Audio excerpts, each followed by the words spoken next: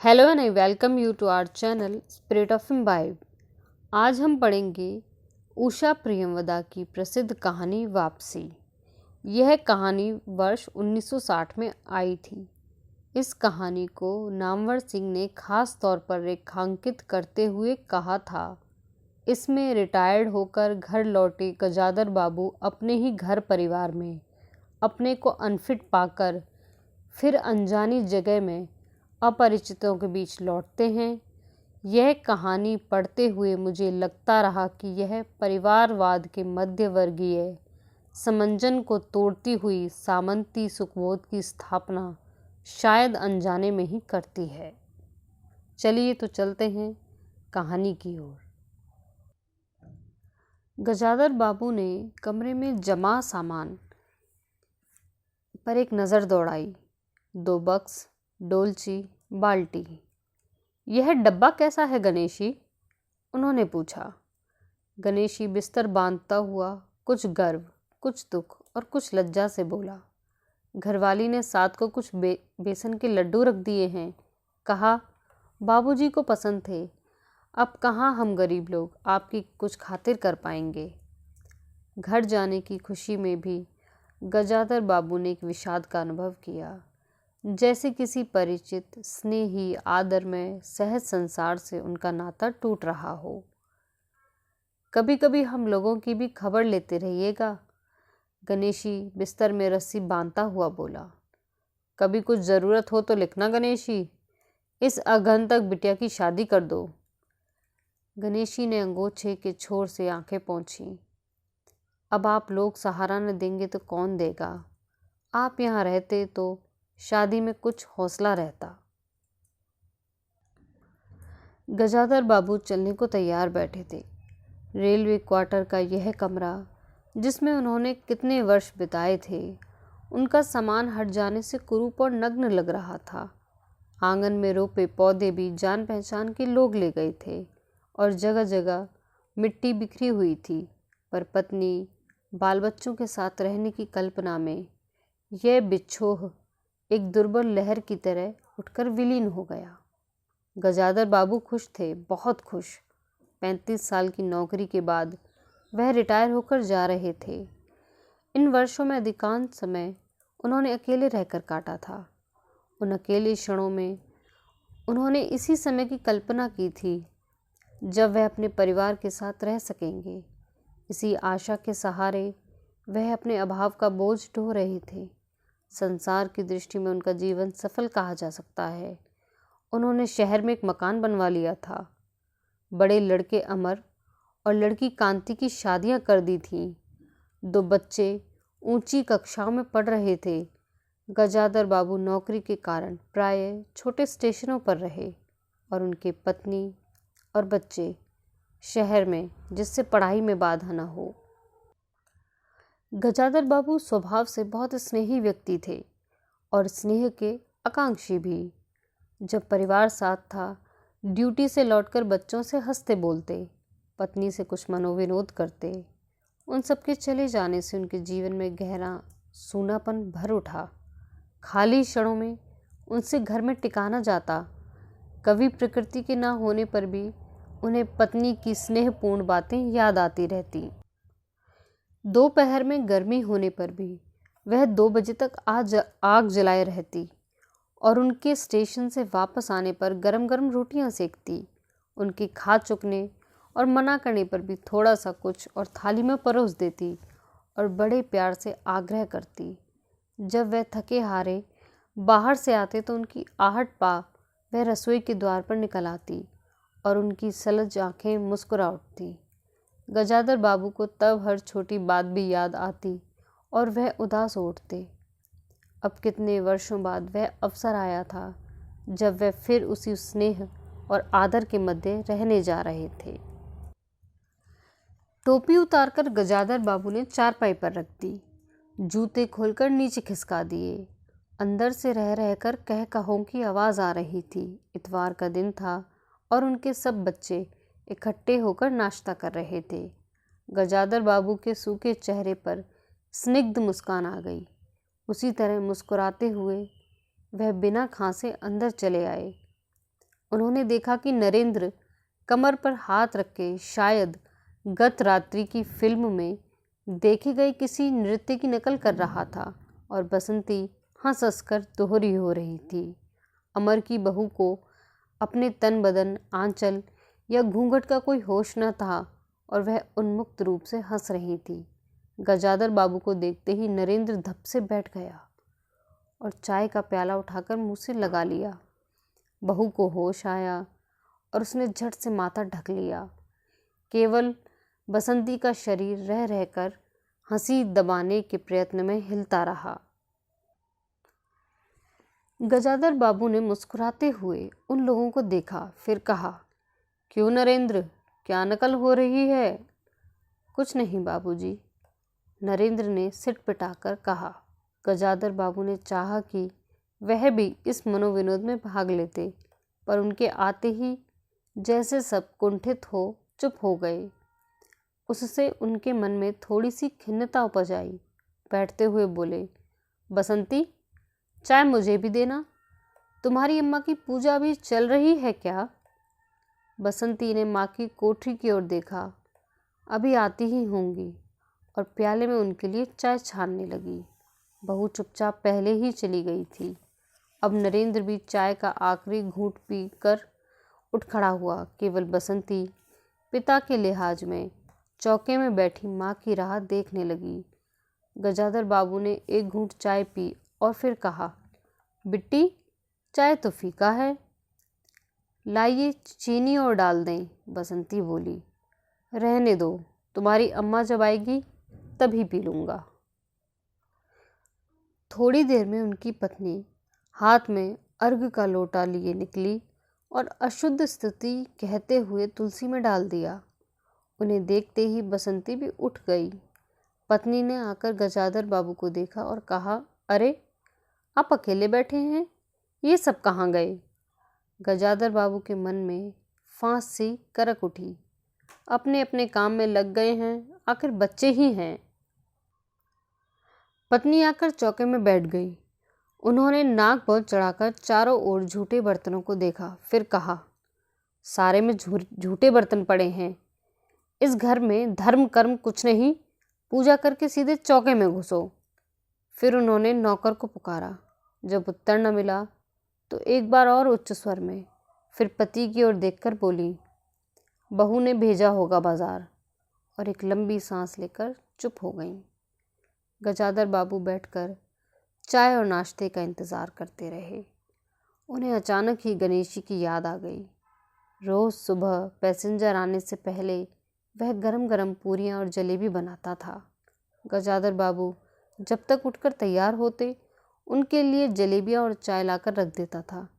चाय भी कितनी बढ़िया, कांच के गिलास में ऊपर तक भरी लबालब, पूरी 2.5 चम्मच चीनी और गाढ़ी मलाई।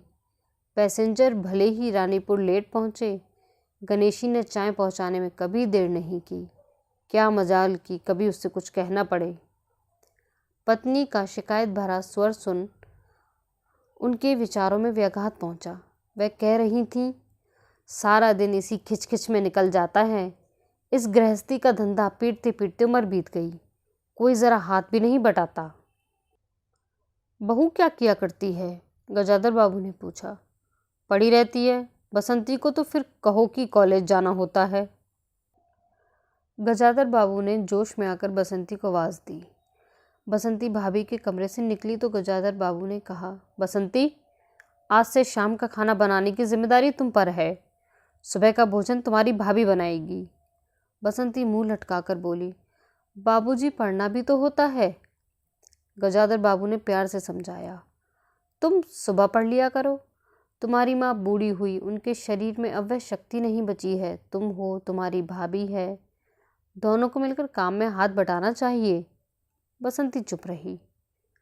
उसके जाने के बाद उसकी माँ ने धीरे से कहा, पढ़ने का तो बहाना है, कभी जी ही नहीं लगता। लगे कैसे? शीला से ही फुर्सत नहीं। बड़े बड़े लड़के हैं उनके घर में, हर वक्त वहाँ घुसा रहना मुझे नहीं सुहाता। मना करूँ तो सुनती नहीं। नाश्ता कर गजाधर बाबू बैठक में चले गए। घर छोटा था और ऐसी व्यवस्था हो चुकी थी कि उसमें गजाधर बाबू के रहने के लिए कोई स्थान न बचा था। जैसे किसी मेहमान के लिए कुछ अस्थायी प्रबंध कर दिया जाता है, उसी प्रकार बैठक में कुर्सियों को दीवार से सटाकर बीच में गजाधर बाबू के लिए पतली सी चारपाई डाल दी गई थी। गजाधर बाबू उस कमरे में पड़े पड़े कभी कभी अनायास ही इस अस्थायित्व का अनुभव करने लगते। उन्हें याद हो आती उन रेलगाड़ियों की जो आती और थोड़ी देर रुककर किसी और लक्ष्य की ओर चली जाती। घर छोटा होने के कारण बैठक में ही अब अपना प्रबंध किया था। उनकी पत्नी के पास अंदर एक छोटा कमरा अवश्य था, पर वह एक और अचारों के मर्तबान, दाल चावल के कनस्तर और घी के डब्बों से घिरा था। दूसरी ओर पुरानी रजाइयों, दरियों में लिपटी और रस्सी से बंधी रखी थी। उसके पास एक बड़े से टीन के बक्स में घर भर के गर्म कपड़े थे। बीच में एक अलगनी बंधी हुई थी जिस पर प्रायः बसंती के कपड़े लापरवाही से पड़े रहते थे। वह भरसक उस कमरे में नहीं जाते थे। घर का दूसरा कमरा अमर और उसकी बहू के पास था। तीसरा कमरा, जो सामने की ओर था, बैठक था। गजाधर बाबू के आने से पहले उसमें अमर की ससुराल से आया बैंत की 3 कुर्सियों का सेट पड़ा था। कुर्सियों पर नीली गद्दियाँ और बहू के हाथ के कड़े कुशन थे। जब कभी उनकी पत्नी को कोई लंबी शिकायत करनी होती तो अपनी चटाई बैठक में डाल पड़ जाती थी। वह एक दिन चटाई लेकर आ गई। गजाधर बाबू ने घर गृहस्थी की बातें छेड़ी। वह घर का रवैया देख रहे थे। बहुत हल्के से उन्होंने कहा कि अब हाथ में पैसा कम रहेगा, कुछ खर्च कम होना चाहिए। सभी खर्च तो वाजिब वाजिब हैं, कैसे पेट काटूं। यही जोड़ गांठ करते करते बूढ़ी हो गई, न मन का पहना न ओढ़ा। गजाधर बाबू ने आहत विस्मित दृष्टि से पत्नी को देखा। उनसे अपनी हैसियत छिपी न थी। उनकी पत्नी तंगी का अनुभव कर उसका उल्लेख करती, यह स्वाभाविक था, लेकिन उसमें सहानुभूति का पूर्ण अभाव गजाधर बाबू को बहुत खटका। उनसे यदि राय बात की जाती कि प्रबंध कैसे हो तो उन्हें चिंता कम, संतोष अधिक होता, लेकिन उनसे तो केवल शिकायतें ही की जाती थीं, जैसे परिवार की सभी परेशानियों के लिए वही जिम्मेदार थे। तुम्हें किस बात की कमी है अमर की माँ? घर में बहू है, लड़के बच्चे हैं, फिर रुपए से ही आदमी अमीर नहीं होता। गजाधर बाबू ने कहा और कहने के साथ ही अनुभव किया यह उनकी आंतरिक अभिव्यक्ति थी, ऐसी कि उनकी पत्नी नहीं समझ सकती। हाँ, बड़ा सुख है न बहू से, आज रसोई करने गई है, देखो क्या होता है, कहकर पत्नी ने आंखें मूंदी और सो गई। गजाधर बाबू बैठे हुए पत्नी को देखते रह गए। यही थी क्या उनकी पत्नी, जिसके हाथों के कोमल स्पर्श, जिसकी मुस्कान की याद में उन्होंने संपूर्ण जीवन काट दिया था। उन्हें लगा कि वह लावण्यमयी युवती जीवन की राह में कहीं खो गई है और उसकी जगह आज जो स्त्री है वह उनकी मन और प्राणों के लिए नितांत अपरिचित है। गाढ़ी नींद में डूबी उनकी पत्नी का भारी सा शरीर बहुत बेडौल और कुरूप लग रहा था। चेहरा श्रीहीन और रुका था। गजाधर बाबू देर तक निसंग दृष्टि से पत्नी को देखते रहे और फिर लेटकर छत की ओर ताकने लगे। अंदर कुछ गिरा और उनकी पत्नी हड़बड़ाकर उठ बैठी। लो, बिल्ली ने कुछ गिरा दिया शायद, और वे अंदर भागी। थोड़ी देर में लौट कर आई तो उनका मुंह फूला हुआ था। देखा बहू को, चौका खुला छोड़ आई, बिल्ली ने दाल की पतीली गिरा दी। सभी तो खाने को हैं, अब क्या खिलाऊंगी। वह सांस लेने को रुकी और बोली, एक तरकारी और 4 पराठे बनाने में सारा डिब्बा घी उड़ेल रख दिया। जरा सा दर्द नहीं, कमाने वाला हाड़ तोड़े और यहाँ चीज़ें लुटे। मुझे तो मालूम था कि यह सब काम किसी के बस का नहीं है। गजाधर बाबू को लगा कि पत्नी कुछ और बोलेगी तो उनके कान झंझना उठेंगे। होंठ भींच करवट लिए उन्होंने पत्नी की ओर पीठ कर ली। रात का भोजन बसंती ने जानबूझकर ऐसा बनाया कि कौड़ तक निगला न जा सके। गजाधर बाबू चुपचाप खाकर उठ गए, पर नरेंद्र थाली सरकाकर उठ खड़ा हुआ और बोला, मैं ऐसा खाना नहीं खा सकता। बसंती तुनक कर बोली, तो ना खाओ, कौन तुम्हारी खुशामद करता है? तुमसे खाना बनाने को कहा किसने था? नरेंद्र चिल्लाया। बाबूजी ने। बाबूजी को तो बैठे बैठे यही सूझता है। बसंती को उठाकर माँ ने नरेंद्र को मनाया और अपने हाथ से कुछ बनाकर खिलाया। गजाधर बाबू ने बाद में पत्नी से कहा, इतनी बड़ी लड़की हो गई और उसे खाना बनाने तक का शऊर नहीं?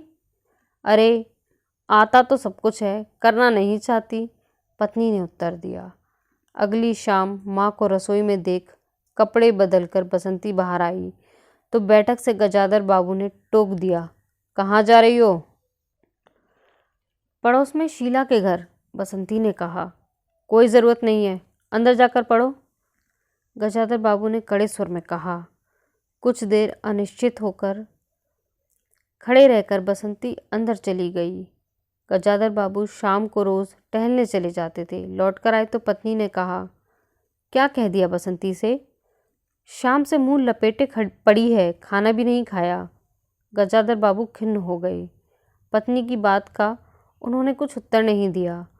उन्होंने मन में निश्चय कर लिया कि बसंती की शादी जल्द ही कर देनी है।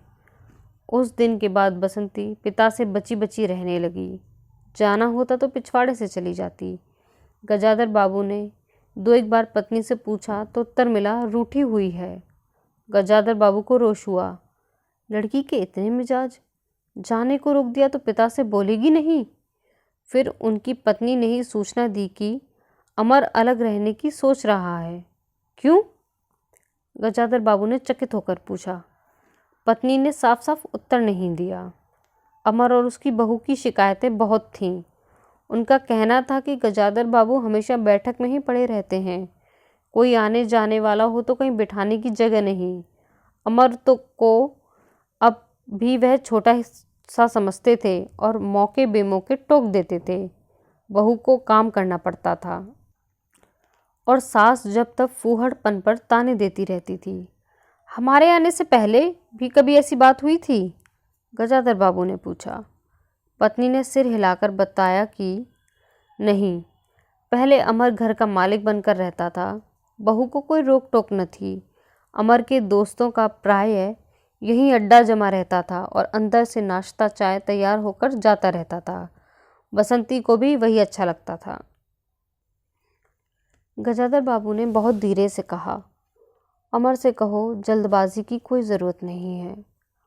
अगले दिन वह सुबह घूमकर लौटे तो उन्होंने पाया कि बैठक में उनकी चारपाई नहीं है।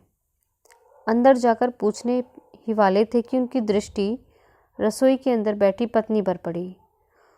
उन्होंने ये कहने को मुंह खोला कि बहू कहाँ है, पर कुछ याद कर चुप हो गए। पत्नी की कोठरी में झांका तो अचार, रजाइयाँ और कनस्तरों के मध्य अपनी चारपाई लगी पाई। गजाधर बाबू ने कोट उतारा और कहीं टांगने को दीवार पर नज़र दौड़ाई, फिर उसे मोड़कर अलगनी के कुछ कपड़े खिसकाकर एक किनारे टांग दिया। कुछ खाए पिए बिना ही अपनी चारपाई पर लेट गए। कुछ भी हो, तन आखिरकार बूढ़ा ही था। सुबह शाम कुछ दूर टहलने अवश्य चले जाते, पर आते आते थक जाते थे। गजाधर बाबू को अपना बड़ा सा क्वार्टर याद आ गया। निश्चिंत जीवन, सुबह पैसेंजर ट्रेन आने पर स्टेशन की चहल पहल, चिर परिचित चेहरे और पटरी पर रेल की पहियों की खटखट जो उनके लिए मधुर संगीत की तरह थी। तूफान और डाक गाड़ी के इंजनों की चिंगाड़ उनकी अकेली रातों की साथी थी। सेठ रामजीमल के मिल के कुछ लोग कभी कभी पास आ बैठते, वही उनका दायरा था, वही उनके साथी। वह जीवन अब उन्हें एक खोई निधि सा प्रतीत होता हुआ। उन्हें लगा कि वह जिंदगी द्वारा ठगे गए हैं। उन्होंने जो कुछ चाहा उसमें से उन्हें एक बूंद भी न मिली। लेटे हुए वह घर के अंदर से आते विविध स्वरों को सुनते रहे। बहू और सास की छोटी सी झड़प, बाल्टी पर खुले नल की आवाज़, रसोई के बर्तनों की खटपट और उसी में दो गोरैयों का वार्तालाप। और अचानक ही उन्होंने निश्चय कर लिया कि अब घर की किसी बात में दखल न देंगे। यदि गृह स्वामी के लिए पूरे घर में एक चारपाई की जगह नहीं तो यहीं पड़े रहेंगे। अगर कहीं और डाल दी गई तो वहाँ चले जाएंगे। यदि बच्चों के जीवन में उनके लिए कहीं स्थान नहीं तो अपने ही घर में परदेसी की तरह पड़े रहेंगे। और उस दिन के बाद सचमुच गजाधर बाबू कुछ नहीं बोले। नरेंद्र रुपए मांगने आया तो बिना कारण पूछे उसे रुपए दे दिए। बसंती काफ़ी अंधेरा हो जाने के बाद भी पड़ोस में रही तो उन्होंने कुछ नहीं कहा, पर उन्हें सबसे बड़ा गम यह था कि उनकी पत्नी ने भी उनमें कुछ परिवर्तन लक्ष्य नहीं किया। वह मन ही मन कितना भार ढो रहे हैं। इससे वह अनजान ही बनी रही, बल्कि उन्हें पति के घर के मामले में हस्तक्षेप न करने के कारण शांति ही थी। कभी कभी वह कह भी उठती, ठीक ही है, आप बीच में ना पड़ा करिए, बच्चे बड़े हो गए हैं, हमारा जो कर्तव्य था कर रहे हैं, पढ़ा रहे हैं, शादी कर देंगे। गजाधर बाबू ने आहत दृष्टि से पत्नी को देखा। उन्होंने अनुभव किया कि वह पत्नी और बच्चों के लिए केवल धनोपार्जन के निमित्त मात्र हैं। जिस व्यक्ति के अस्तित्व से पत्नी मांग में सिंदूर डालने की अधिकारिणी है, समाज में उसकी प्रतिष्ठा है, उसके सामने वह 2 वक्त भोजन की थाली रख देने से सारे कर्तव्यों से छुट्टी पा जाती है। वह घी और चीनी के डब्बों में इतनी रमी हुई है कि अब वही उसकी संपूर्ण दुनिया बन गई है। गजाधर बाबू उसके जीवन के केंद्र नहीं हो सकते। उन्हें तो अब उनकी शादी के लिए उत्साह बुझ गया। किसी बात में हस्तक्षेप न करने के निश्चय के बाद भी उनका अस्तित्व उस वातावरण का एक भाग न बन सका। उनकी उपस्थिति उस घर में ऐसी असंगत लगने लगी जैसे सजी हुई बैठक में उनकी चारपाई थी। उनकी सारी खुशी एक गहरी उदासीनता में डूब गई। इतने सब निश्चयों के बावजूद भी एक दिन बीच में दखल दे बैठे। पत्नी स्वभावानुसार नौकर की शिकायत कर रही थी, कितना कामचोर है, बाजार की भी चीज़ में पैसे बनाता है, खाने बैठता है तो खाता ही चला जाता है। गजाधर बाबू को बराबर ये महसूस होता रहता कि उनके घर का रहन सहन और खर्च उनकी हैसियत से कहीं ज़्यादा है। पत्नी की बात सुनकर कहने लगे कि नौकर का खर्च बहुत बेकार है, छोटा मोटा काम है, घर में 3 मर्द हैं, कोई ना कोई कर ही देगा। उन्होंने उसी दिन नौकर का हिसाब कर दिया। अमर दफ्तर से आया तो नौकर को पकड़ने लगा। अमर की बहू बोली, बाबूजी ने नौकर छुड़ा दिया है। क्यों? कहते हैं खर्च बहुत है। यह वार्तालाप बहुत सीधा था, पर जिस टोन में बहू बोली गजाधर बाबू को खटक गया। उस दिन भी भारी होने के कारण गजाधर बाबू टहलने नहीं गए। आलस्य में उठकर बत्ती भी नहीं जलाई थी। इस बात से बेखबर नरेंद्र माँ से कहने लगा, अम्मा तुम बाबूजी से कहती क्यों नहीं?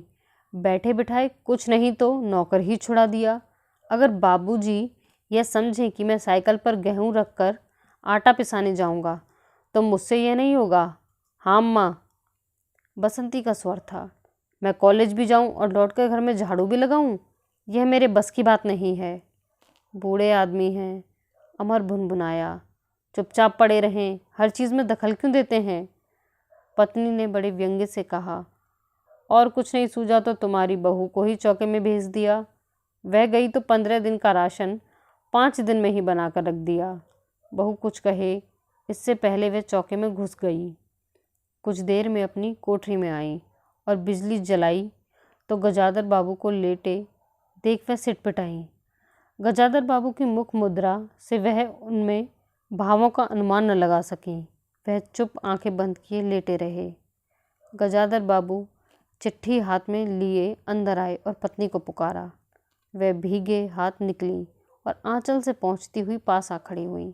गजाधर बाबू ने बिना किसी भूमिका के कहा, मुझे सेठ रामजी मल की चीनी मिल में नौकरी मिल गई है। खाली बैठे रहने से 4 पैसे घर में आए वही अच्छा है। उन्होंने तो पहले ही कहा था, मैंने ही मना कर दिया था।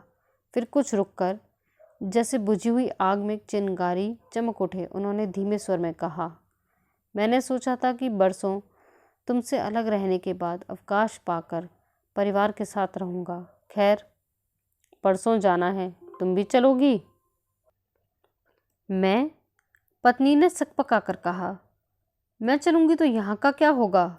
इतनी बड़ी गृहस्थी, फिर सयानी लड़की। बात बीच में काटकर गजाधर बाबू ने हताश स्वर में कहा, ठीक है, तुम यहीं रहो, मैंने तो ऐसे ही कहा था, और गहरे मौन में डूब गए। नरेंद्र ने बड़ी तत्परता से बिस्तर बांधा और रिक्शा बुलाया। गजाधर बाबू का टीन का बक्स और पतला सा बिस्तर उस पर रख दिया गया। नाश्ते के लिए लड्डू और मठरी की डलिया हाथ में लिए गजाधर बाबू रिक्शे पर बैठ गए। एक दृष्टि उन्होंने अपने परिवार पर डाली, फिर दूसरी ओर देखने लगे और रिक्शा चल पड़ा। उनके जाने के बाद सब अंदर लौट कर आए। बहू ने अमर से पूछा, सिनेमा ले चलिए ना? बसंती ने उछलकर कहा, भैया हमें भी। गजाधर बाबू की पत्नी सीधे चौके में चली गई। बची हुई मठरियों को कटोरदान में रखकर अपने कमरे में लाई और कनस्तरों के पास रख दिया। फिर बाहर आकर कहा, अरे नरेंद्र, बाबूजी की चारपाई कमरे से निकाल दे, उसमें चलने तक की जगह नहीं है। और यही कहानी समाप्त होती है। मिलते हैं अगली कहानी के साथ। Keep watching. Thank you.